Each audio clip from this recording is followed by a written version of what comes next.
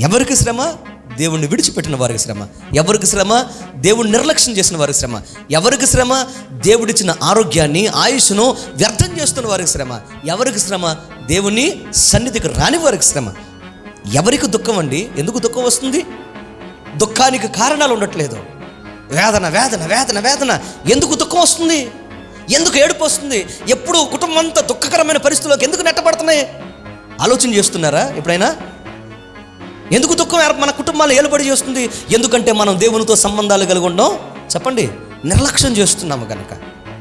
దేవుని సన్నిధిని కనుగొనడం మనం నిర్లక్ష్యం చేస్తున్నాం కనుక. అది స్త్రీల కొడుకైనా, అది ఉపవాస కొడుకైనా, లేకపోతే ఆరాధన అయినా, లేకపోతే యవనస్తుల కొడుకైనా, సండే స్కూల్ అయినా, ఏదైనా కానీ దేవుని సన్నిధి ఏదైనా కానీ మనం నిర్లక్ష్యం చేస్తున్నాము కనుక మన జీవితంలో మనం ఏం చేస్తున్నాం తెలుసా? దేవుణ్ణి విడిచిపెట్టి తిరుగుతున్నాం కనుక మనం దుఃఖం మనలో వెంటాడుతూ ఉంది. చాలామంది ఇది గమనించలేకపోతున్నారు. ఎవరికి జగడం అండి?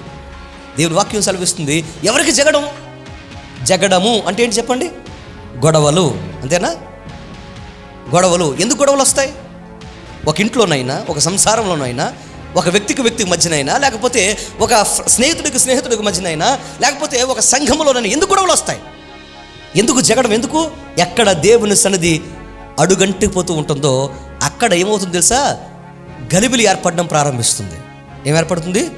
గలిబిలి ఏర్పడుతుంది. నీ ఇంట్లో గొడవలు అవుతున్నాయా? నీ యొక్క వ్యవసాయ వ్యాపార ఉద్యోగాల్లో గొడవలు అవుతున్నాయా?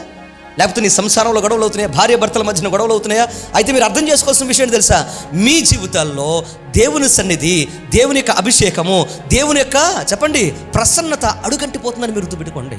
అందుకోసమే జగడములు పెరిగిపోతున్నాయి. కారణం లేకుండానే జగడాలు పెరిగిపోతున్నాయి, గొడవలు పెరిగిపోతున్నాయి. ఎవరికి చింత?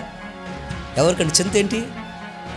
అన్నీ ఉన్నా కానీ ఏంటో ఏదో జరిగిపోద్దేమో, ఏదో ఇబ్బంది పడిపోతామేమో, ఏదో మా జీవితంలో ఉప్పురొచ్చి పడిపోద్దేమో, ఇదేమైపోద్దో అదేమైపోద్దని చింత రోజు రోజుకి ఎక్కువైపోతుంది. నా ప్రియ తప్పుడు చెల్లి, ప్రియ సహోదరి సహోదరుడా, దేవుని వాక్యం చెప్తున్న మాట ఏంటి తెలుసా? నీకుంటే ఏ చింత ఉండాలి తెలుసా?